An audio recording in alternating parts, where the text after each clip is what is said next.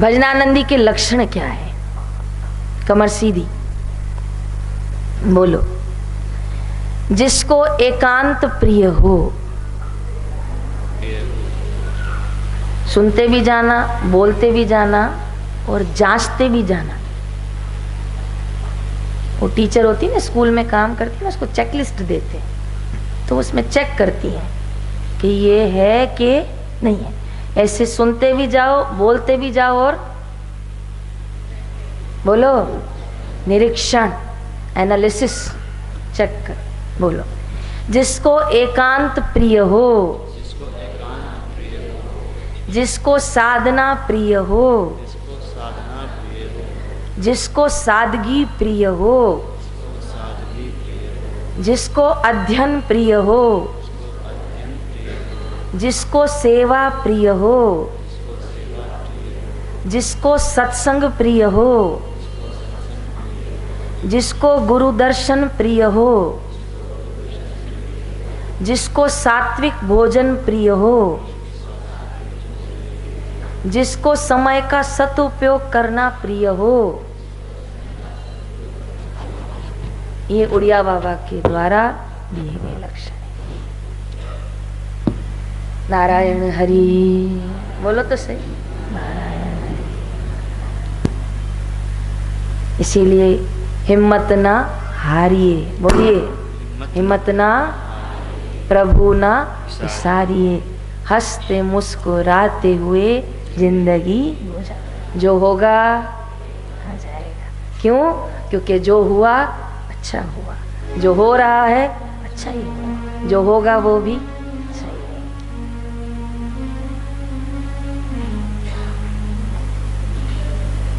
कई बार हमें ईश्वर की सुंदर व्यवस्था नहीं समझ में आती,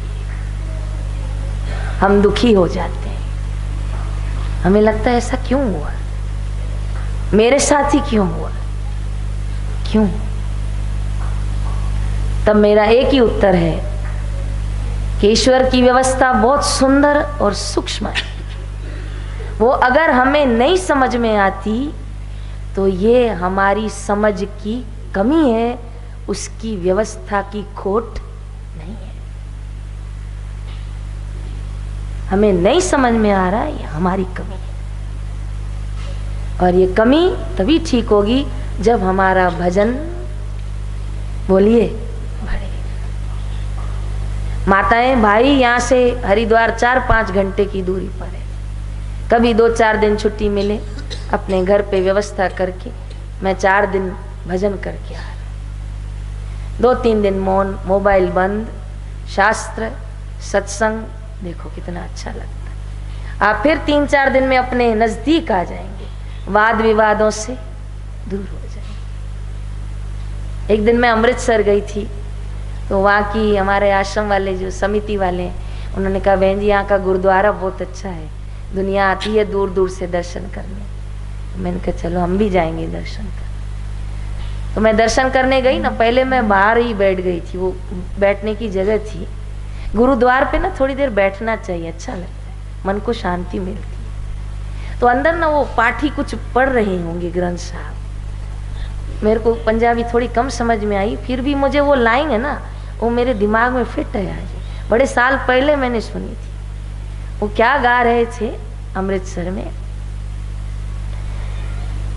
वाद विवाद कांसो न कीजे, वाद विवाद कांसो न कीजे, रसना राम रसायन पीजे, रसना राम रसायन पीजे, मैं भंवरी मेरा राम पता है,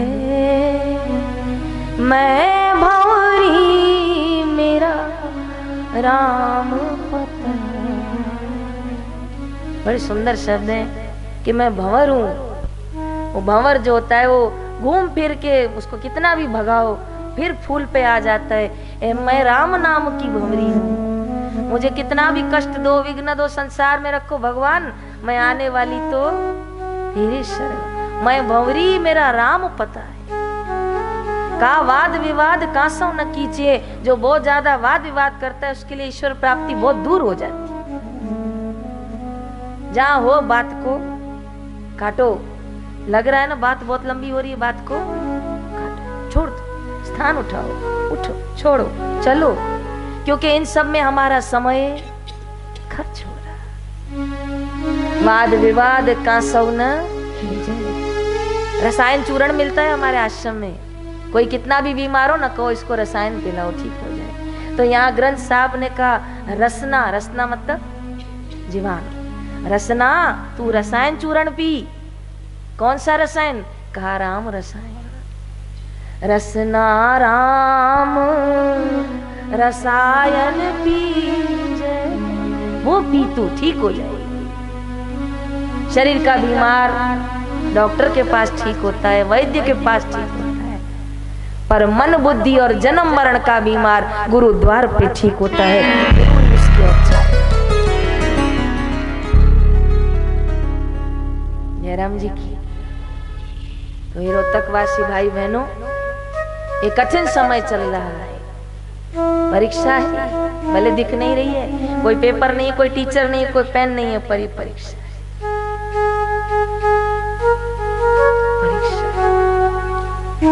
मेरे साथ बोलो, धीरज, धर्म, मित्र और नारी, आपत्काल परखिए चारी। इन चारों को परखना हो ना कि ये मेरे साथ ईमानदार हैं कि नहीं है। विपत्ति को आने दो, तब पता चला। सुख में तो सब कंधा मिलाते हैं, सुख में तो सब हाथ में हाथ देते हैं। कहाँ, कौन सी फंक्शन में आना है, कितने, कौन सी होटल में आऊं, बोल। लेकिन रात को माँ बीमार हो, 2:30 बजे फोन आए, उठ समय जो कहे मैं अभी आया, तो पता चला मित्र सच्चा है। इसीलिए समय नहीं है, फिर भी एक आखिरी बात बताती हूँ। मंथन हो रहा था ना समुद्र में, तो सबसे पहले विष निकला था, लेकिन इस विष को पिए कौन? वो 2 देवता आए थे, वो तो क्या पीने आए थे, बोलो? अमृत। हर बंदा यहाँ आता क्यों है? अमृत ही तो पीने आता, विष पीने आता कौन? तो बोला ये तो खून निकल रहा है, इसका करें क्या? बोले महादेव को बुलाओ, विष पान तो वही कर सकते। बहुत कठिन होता है विष पान का। माँ पार्वती बहुत दुखी हो गई थी जब पता चला महादेव विष पान करने वाले।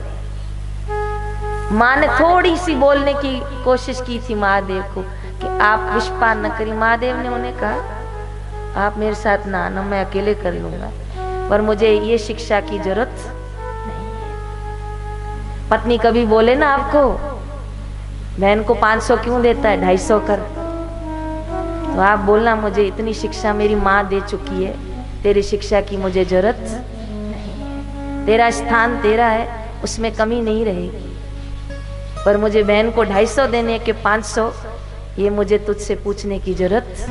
बोलो भाई लोग, नहीं। इतना संतुलन जीवन में रखो। महादेव ने माँ को कहा आप रहिए, मैं खुद ही करूं। जैसे भगवान ने विष पान किया तो विष समुद्र में फैलने लग गया, इतना विष।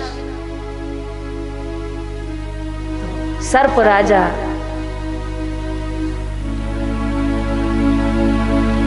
ने अपने सर्प जाति को कहा जाओ पूरे पाताल लोक से सभी सर्प निकलो, जाओ भगवान के साथ विषपान करो सभी।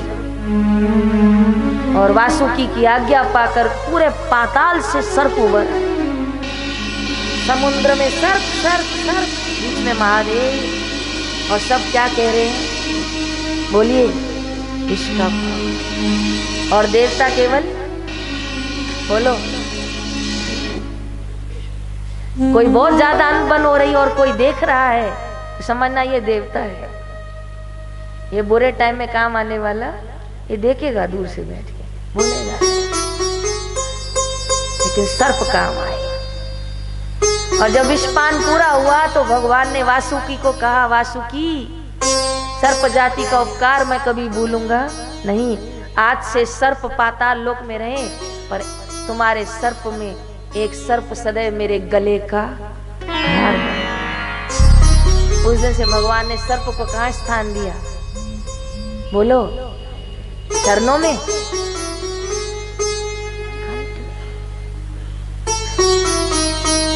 जो महाकाल के विपरीत समय में महादेव की विषपान के समय उनकी सेवा की, महादेव ने कंठ में स्थान दिया।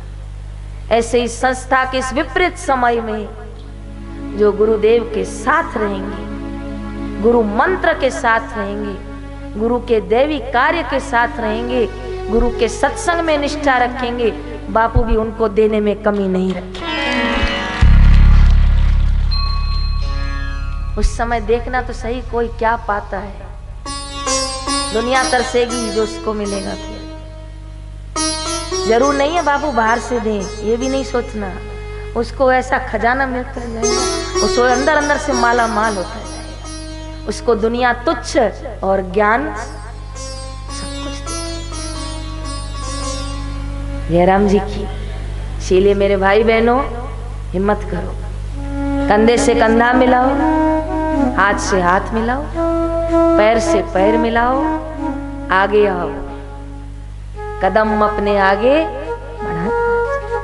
क्योंकि बापू जैसा ब्रह्म ज्ञान किसी और महापुरुष के पास नहीं। आज भी मैं बंबई एयरपोर्ट पे खड़ी थी, एक बहन एक छोटी सी बच्ची को लेके खड़ी थी, तो मैंने, उसकी गुड़िया बहुत अच्छी प्यारी गुड़िया थी, मैंने कहा लाओ मुझे दो।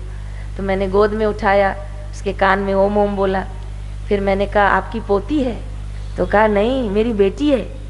वो बहन तो काफी बड़ी लग रही थी। मैंने कहा आपकी बेटी है? कहा हाँ, 27 साल बाद हुई है। जयराम जी की कितने साल बाद? उसको शो भी नहीं रही थी उसकी गोद में। बंबई की बात है, बापू आने वाले थे, हम बापू के दर्शन के लिए खड़े थे। मैंने कहा 27 साल बाद? कहा हाँ। मैंने कहा कितनी उम्र है आपकी? कहा 48। जयराम जी की। मैंने कहा इसके पिताजी की उम्र कितनी है? कहा 56। जय श्री कृष्ण। मैंने कहा ये कैसे हुआ? कहा बहन जी सभी डॉक्टरों ने हमें ना कर दी थी। हम 25 साल से पूरी बंबई का नहीं, पूरे भारत देश में कोई द्वार मंदिर ना होगा जो हमने खटखटाया ना होगा।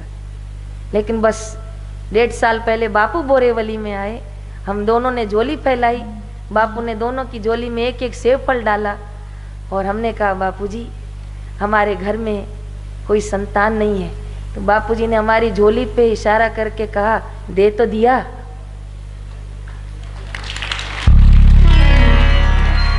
हम दोनों आए, घर आके फल खाया। ये बहुत सुंदर कन्या हमारे घर जन्मी। चित्र में चढ़े हुए रंग बदल सकते हैं, कमान से निकली हुई तीर की दिशा बदल सकते हैं। आ जाओ जो आओ सतगुरु के चरणों में, तो आपकी भाग्य की लकीरें भी बदल सकती। ऐसा सतगुरु पाकर हम परेशान न हो, चिंतित न हो। सत्संग कहाँ सुना है फिर हमने? गाने को तो सभी गाते हैं कि तुझ में राम, फिर शत्रु में राम क्यों नहीं दिखता? वो शत्रु है ही कहाँ, दिख ही क्यों रहा है? ये मेरी बुद्धि की अभी कमी है, अभी कमी है। अभी मेरे सत्संग में परिपक्वता नहीं है, जो मुझे लग रहा है कि ये मेरे साथ ठीक नहीं कर रहा है। इसके अंदर सत्ता किसकी? बोलो। वो क्या भजन है? जरे जरे में है झांकी भगवान, इसी सूझ वाली आंख ने पहचान। तो अंततः फिर से एक बार आप लक्षण बोलिए, फिर मैं पूरा करती हूँ। बोलो।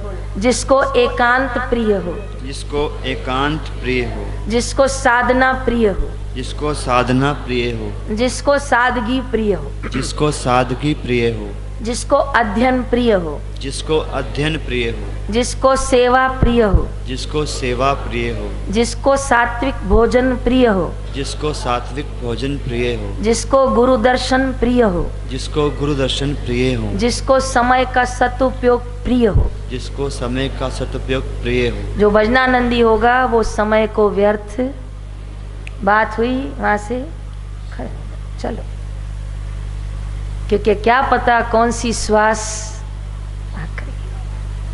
नारायण हरि